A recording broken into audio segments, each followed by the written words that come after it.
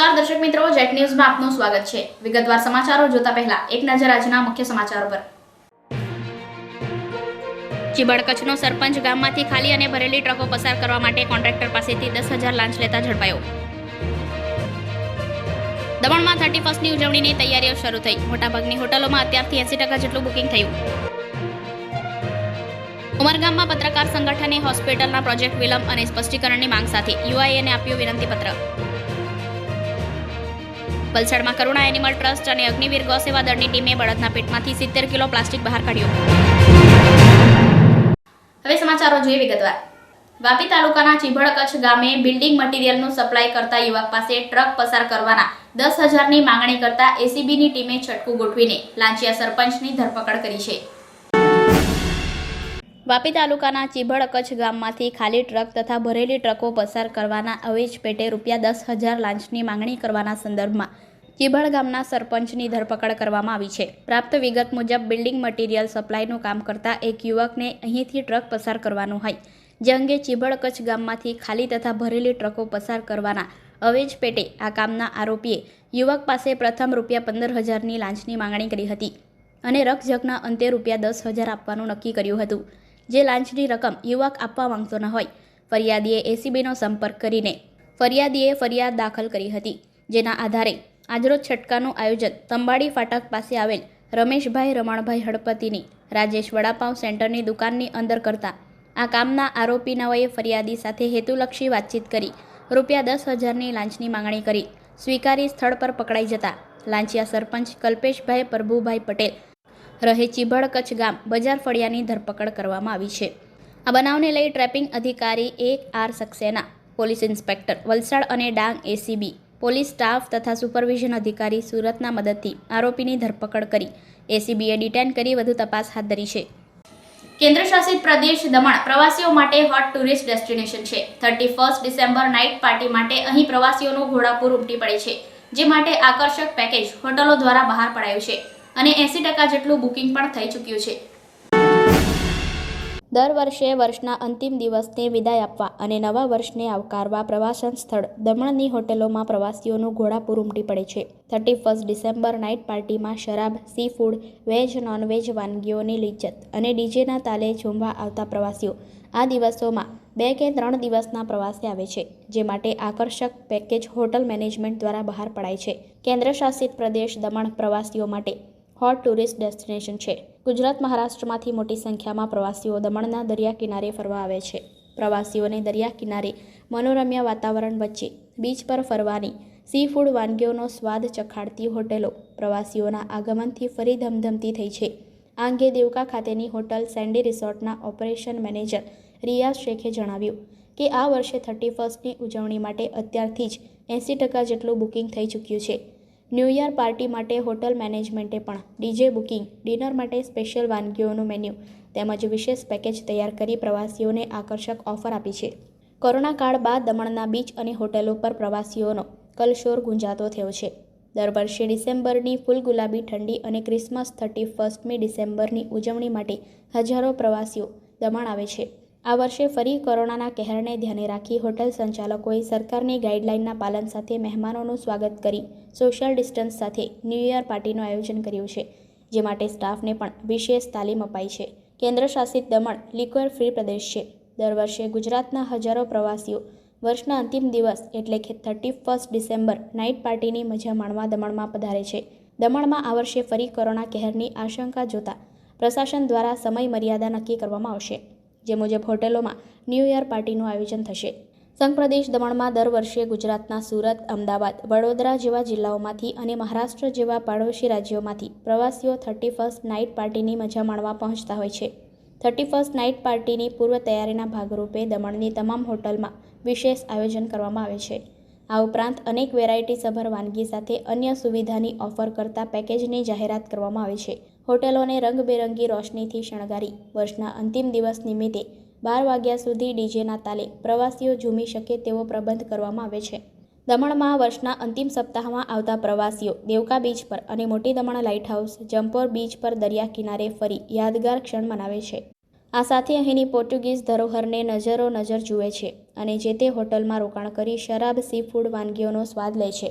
Sir 31 का इस बार हमने जो आयोजन किया है वो काफ़ी हमने सोच समझ के और प्लानिंग के साथ में किया है, ताकि पिछले साल का जो ईयर था, प्रीवियस ईयर में ड्यू टू कोरोना की वजह से काफ़ी इम्पेक्ट हुआ था, बुकिंग्स वगैरह कम आई थी और जो बिज़नेस होना चाहिए था सारे होटल्स में, पूरे दमन इंडस्ट्री में, वो कम था। इस बार भी यही सिचुएशन रिटर्न आई है, लेकिन कुछ गवर्नमेंट की गाइडलाइंस के वजह से और गवर्नमेंट के सपोर्ट है हम सभी को, उस वजह से हम लोग इस बार प्रॉपर प्लानिंग करके हमने सारे शेड्यूल्स बनाए हैं और हमारे गेस्ट के लिए हमने हमारी तरफ से बेस्ट सारी चीज़ें अवेलेबल की है। हमारी होटल की जो कैपेसिटी है अभी इस बार अराउंड 450-500 की कैपेसिटी है, लेकिन उसमें भी हम 250-300 कैपेसिटी के साथ ही ऑपरेट करेंगे, ताकि कोरोना की हम लोग गाइडलाइंस फॉलो कर सके, सोशल डिस्टेंसिंग मेंटेन कर सके। और हमने मेन्यू वगैरह गेस्ट के हिसाब से उसी हिसाब से हमने कंपाइल किया है कि ताकि उसमें गेस्ट को प्रॉपर वो उसका लुत्फ उठा सके, आनंद उठा सके। डीजे की बात कही जाए तो सर हमने हमारी तरफ से बेस्ट डीजे का अरेंजमेंट करवाया इस बार 31 के लिए, क्योंकि 31 साल में एक बार आता है, लोग इसका आनंद उठाने ज़रूर आते हैं, तो हमने उस हिसाब से ताकि लोग उसका प्रॉपर आनंद उठा सके, लुत्फ उठा सके, तो हमने बेस्ट डीजे हमारी तरफ से अरेंज करवाए हैं। और रही बात सी फूड की, तो दमन सी फूड के लिए ही जाना जाता है, तो हमने एज़ पर हमारी बुकिंग्स जो हमें आई है 88% 90% तक हमारे काफ़ी बुकिंग्स आ चुकी है, रूम हमारे ऑक्यूपाई हो चुके हैं, तो उस बुकिंग के अकॉर्डिंगली हमने सारी चीज़ें मंगवाई है, अरेंज करवाई है। और जो भी है लाइक धाड़ा फिश हो गया, पॉम्फ्रेट हो गया, प्रॉन्स हो गया, जो सारी सी फूड्स जो दमन की स्पेशलिटी है, ये हमने गेस्ट के लिए फ्रेश अरेंज करवाई है। और लीकर्स का भी जो है वो मेन्यू में जो उनके जो चार्जेस रहेंगे वो रिडीम किया जाएगा मेन्यू में से। सो ये सारी चीज़ें हमने प्रॉपर प्लानिंग की है सर। ઉમરગામ ઇન્ડસ્ટ્રીઝ એસોસિએશન કચેરી ખાતે આજરોજ પત્રકાર સંગઠને હોસ્પિટલ પ્રોજેક્ટના સંદર્ભમાં એક વિનંતી પત્ર પાઠવીને પ્રોજેક્ટના વિલંબના કારણોની સ્પષ્ટીકરણની માંગણી કરી છે. ગત એજીએમમાં હોસ્પિટલ પ્રોજેક્ટના ખાતમુહૂર્ત કરેલ જાહેરાત બાદ વિલંબથી ઔદ્યોગિક આલમમાં નારાજગી ફેલાઈ છે. ઉમરગામ ઇન્ડસ્ટ્રીઝ એસોસિએશન કચેરી ખાતે આજરોજ પત્રકાર સંગઠને હોસ્પિટલ પ્રોજેક્ટના સંદર્ભમાં એક વિનંતી પત્ર પાઠવી પ્રોજેક્ટના વિલંબના કારણોની સ્પષ્ટીકરણની માંગણી કરી હતી.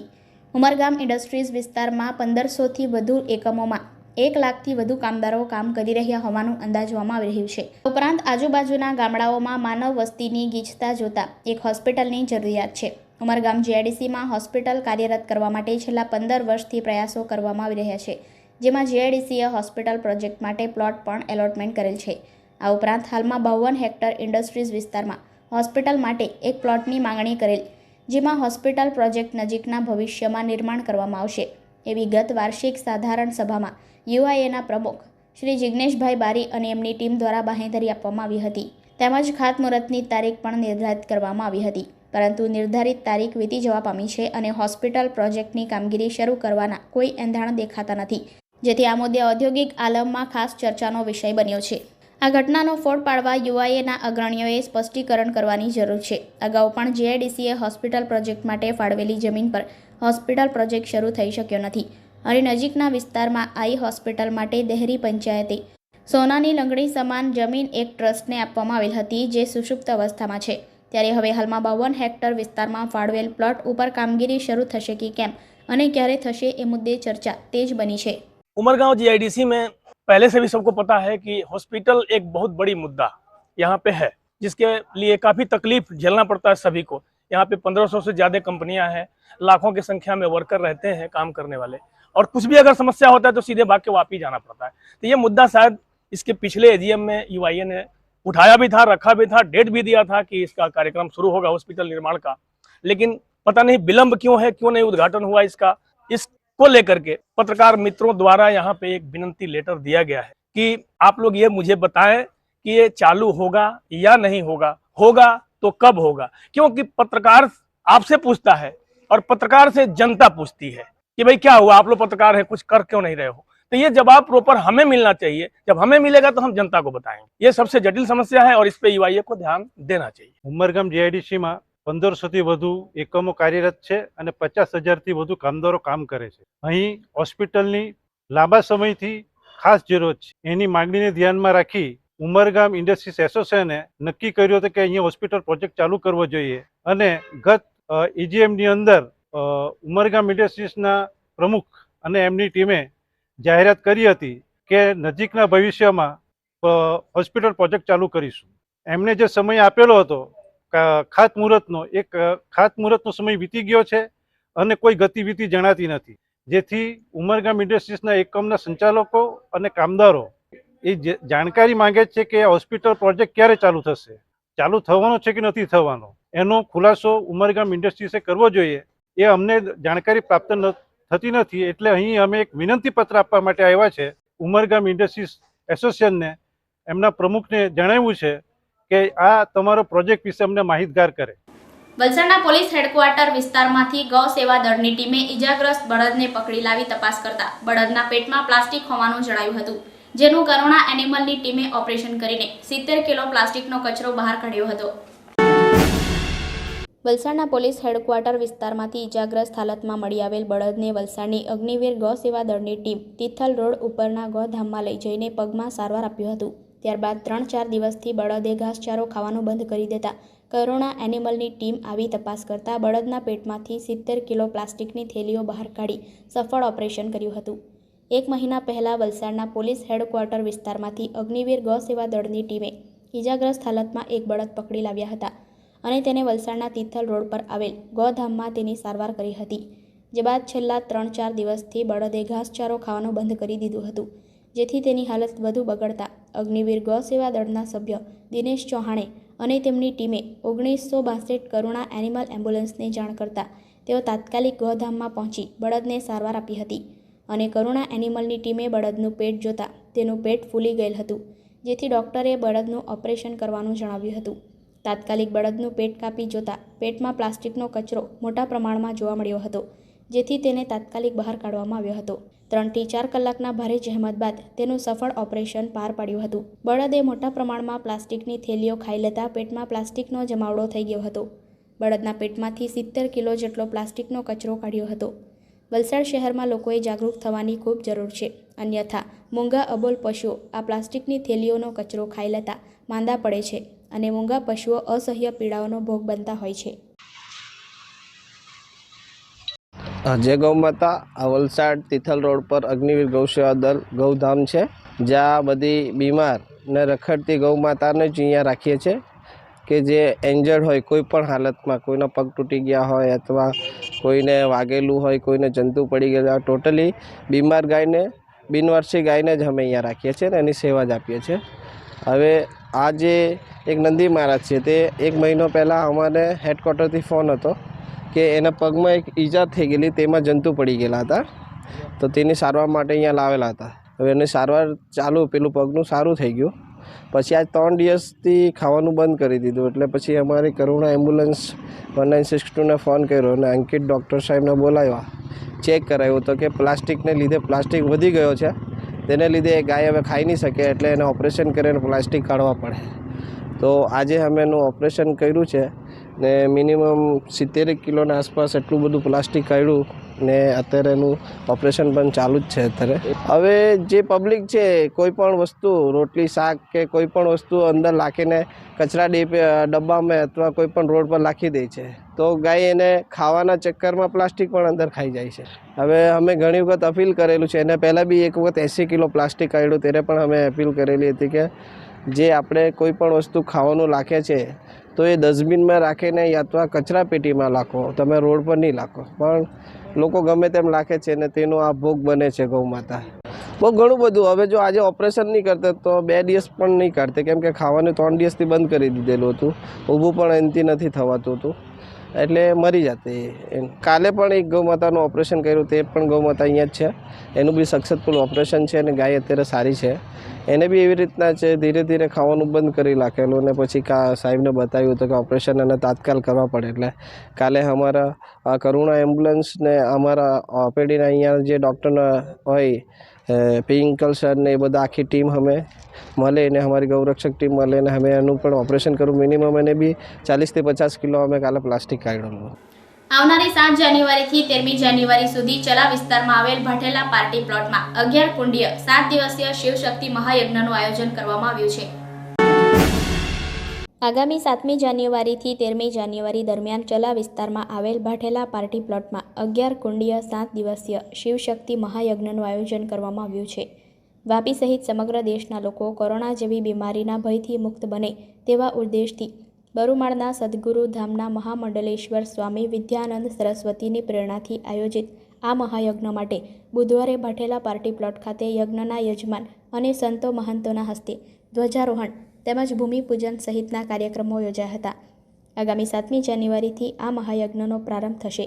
બુધવારે સ્વામી વિદ્યાનંદ સરસ્વતી માગોદ આશ્રમના સ્વામી નિત્યાનંદ મહારાજના હસ્તે યજ્ઞ સ્થળ ખાતે ભૂમિપૂજન અને ધ્વજારોહણ કાર્યક્રમ યોજાયા હતા, જેમાં મહાયજ્ઞમાં બેસનાર 11 યજમાનોના હસ્તે યજ્ઞ સ્થળનું શાસ્ત્રોક્ત વિધિ વિધાન સાથે ભૂમિપૂજન કરવામાં આવ્યું હતું. ઔદ્યોગિક નગરીને ધર્મનગરીનું બિરુદ અપાવનાર આ શિવશક્તિ મહાયજ્ઞ નિમિત્તે આગામી 6 જાન્યુઆરીએ સાંજે 4 વાગ્યે ભવ્ય શોભાયાત્રા નીકળશે. પ્રમુખ ગ્રીનથી નીકળનારી આ શોભાયાત્રા યજ્ઞ સ્થળ પર આવશે, જે બાદ 7મી જાન્યુઆરીથી શિવશક્તિ મહાયજ્ઞનો પ્રારંભ થશે, જે 7 દિવસ ચાલશે. 13મી જાન્યુઆરીએ મહાપ્રસાદ સાથે તેની પૂર્ણાહુતિ કરવામાં આવશે.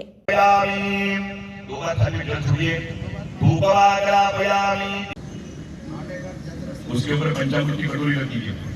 पंचामृत आप सभी लोग जानते हैं कि आज पूरा विश्व फिर एक बार भय के एक दौर में, एक बीमारी के भय के दौर में गुजर रहा है. ऐसे समय में सदगुरु धाम बरुवाल के महामंडलेश्वर स्वामी विद्यानंद जी सरस्वती महाराज की प्रेरणा हुई कि वापी जैसी उद्योग नगरी में शिव और शक्ति का एक महायज्ञ का आयोजन होना चाहिए और उनके ही भावों के अनुरूप हमने यहाँ पे भाटेला पार्टी प्लॉट में ये 7 दिवसीय 11 कुंडीय शिव शक्ति महायज्ञ का आयोजन किया है और उसी के अनुरूप आज ये ध्वजारोहण और भूमि पूजन का कार्यक्रम स्वामी श्री विद्यानंद जी सरस्वती जी महाराज और श्री नित्यानंद जी महाराज मगोद आश्रम के हाथों से, कर कमलों से ये संपन्न हुआ और अभी 6 तारीख को और शाम को 4 बजे से शोभा यात्रा निकलेगी प्रमुख ग्रीन से, यहाँ यज्ञ स्थल पर आएगी और 7 जनवरी से नए साल के अंदर एक नई चेतना लोगों में आए जन कल्याण के लिए और भय का जो वातावरण है उससे मुक्ति मिले, इसी उद्देश्य के लिए इस यज्ञ का आयोजन किया गया है, जिसकी पूर्णाहुति 13 जनवरी को और महाप्रसाद के साथ पूरी होगी. श्री चक्रधारी सेवा मंडળ વેલાપુર દ્વારા આયોજિત પદયાત્રા સંતો સાથે આંબા જંગલ આવી પહોંચતા ભવ્ય સ્વાગત કરાયું હતું. શ્રી ચક્રધર સેવા મંડળ બેલાપુર દ્વારા આયોજિત સર્વયજ્ઞ શ્રી ચક્રધર ચરણ અંકિત સ્થાન વંદન પદયાત્રા મહારાષ્ટ્રના ખોપડી ગામથી નીકળીને મહારાષ્ટ્રના વિવિધ વિસ્તારોમાં ફરીને ગુજરાતના અનેક ગામોમાં સંતો સાથે ફરી હતી, જેમના દ્વારા વ્યસન મુક્તિ અને સનાતન ધર્મનો પ્રચાર પ્રસાર ઉપર વધુ ભાર મૂકવામાં આવ્યો છે. ગુજરાત રાજ્ય મહાનુભાવ પરિષદ ગુજરાત કપરાડા દ્વારા મહાનુભાવ સંપ્રદાય દ્વારા આજે મહારાષ્ટ્રથી આવેલી પદયાત્રા ભજન સત્સંગ સાથે આંબા જંગલ મુરુમટી ફળિયા ખાતે પહોંચી કૃષ્ણ મંદિર ખાતે સંતોએ પૂજન કર્યું હતું, જે બાદ આરતી અને મહાપ્રસાદ પણ યોજાયો હતો, જેમાં મોટી સંખ્યામાં લોકો જોડાયા હતા. કાર્યક્રમમાં આવેલ મહંત શ્રી મલ્લે બાબા અને કૃષ્ણરાવ બાબાએ જણાવ્યું કે તેઓ ચક્રધર દંડવત સંપ્રદાયથી છે અને દરેક મનુષ્ય અહિંસાથી દૂર રહી પ્રાણી મંત્ર ઉપર દયા કરી વ્યસનો જેવા કે માંસ મદિરાથી દૂર રહે એવા હેતુ સાથે દરેક ગામોમાં ફરી ઉપદેશ આપી રહ્યા છે અને લોકોને સનાતન ધર્મ તરફ વાળી રહ્યા છે. આજે આંબા જંગલ મુરુમટી ફળિયામાં પદયાત્રા આવી પહોંચતા ગુજરાત રાજ્ય મહાનુભાવ પરિષદના સભ્ય લાખમાભાઈ ભીખાભાઈ ખાલે, ગુલાબભાઈ જીપરભાઈ કાકડ, રાજીવભાઈ કૃષ્ણભાઈ કરડે, મહેન્દ્રભાઈ બાજુભાઈ નિકુડિયા દ્વારા તમામ લોકોનું ભવ્ય સ્વાગત કરવામાં આવ્યું હતું. ગુજરાતથી ગત તારીખ 22 ડિસેમ્બરથી શરૂ થયેલી યાત્રા નાની પલસાણ, લીખવડ, સરવર ટાટી, સિંગાર ટાટી, ચેપા, મોટી પલસાણ, ઘણવેરી, એકલેરા, સિલધા, કરચોણ, અસ્ટોલ, પેંધરદેવી તેમજ દાદરાનગર હવેલીના 3 ગામો રાંધા, બોનતા, મનાળા, રોહિયાળ તલાટ, ખડકવાડ, લવકર, આંબા જંગલ આજે પહોંચી હતી, જે બાદ વરવટ, નીલોશી, કરજુન, કોલવેરા, વાલવેરી, ધામણ વેંગણ, સ્ટેટ બારી પૂર્ણ થશે. આજે મોટી સંખ્યામાં ભાવિક ભક્તો મોટી સંખ્યામાં આજે પદયાત્રામાં જોડાયા હતા. हमारे भगवान ने बताया है जो गंदे हुए उनको साफ करने का है. हमारा अहिंसा जो धर्म है उनका आगे बढ़ाने का हमारा हेतु है और ये सब हमारे साथ जुड़े हैं जो कम से कम 200-250 आदमी है और एक साथ हम महाराष्ट्र से या गुजरात तक आए पैदल चल के और समाज को बताते हैं कि मनुष्य मात्र होने असावे, ऐसा हमारा भगवान का जो सूत्र है ये सब आदमी को बताते बताते अपना जो मनुष्य है वो जो खराब बिगड़ा हुआ है उनको अच्छा बनाने का हमारा जो तरीका है ये माध्यम से हम कर रहे हैं। 26वां साल है हमारा। एक रौप्य महोत्सव पूरा हो चुका है। पूरा महाराष्ट्र हमने पैदल परिभ्रमण किया है। इस यात्रा में हमारे साथ कम से कम 250 आदमी है, कम मुझे महिला और पुरुष दोनों मिलके, और साधु कम से कम 20 से 25 है।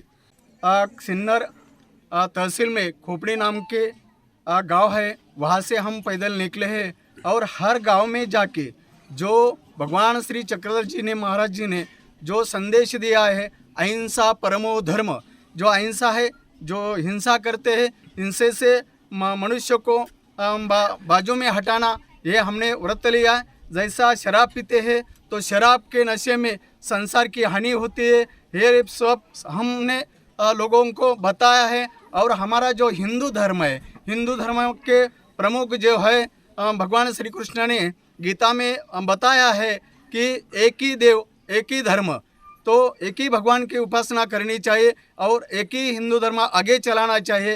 ये संदेश हम हर जगह पर देकर यहाँ तक आए हुए। जता पहला फरी एक नजर આજના મુખ્ય સમાચારો પર। ચીબડ કચ્છનો સરપંચ ગામમાંથી ખાલી અને ભરેલી ટ્રકો પસાર કરવા માટે કોન્ટ્રાક્ટર પાસેથી 10,000 લાંચ લેતા ઝડપાયો। દમણમાં 31ની ઉજવણીની તૈયારીઓ શરૂ થઈ। મોટાભાગની હોટલોમાં અત્યારથી 80% જેટલું બુકિંગ થયું। ઉમરગામમાં પત્રકાર સંગઠને હોસ્પિટલના પ્રોજેક્ટ વિલંબ અને સ્પષ્ટીકરણની માંગ સાથે યુઆઈએને આપ્યું વિનંતીપત્ર। વલસાડમાં કરુણા એનિમલ ટ્રસ્ટ અને અગ્નિવીર ગૌસેવા દળની ટીમે બળદના પેટમાંથી 70 કિલો પ્લાસ્ટિક બહાર કાઢ્યું। સમાચારોમાં આજે બસ આટલું જ। વધુ સમાચારો માટે જોતા રહો જેટ ન્યૂઝ। ત્યાં સુધી મને રજા આપશો। નમસ્કાર।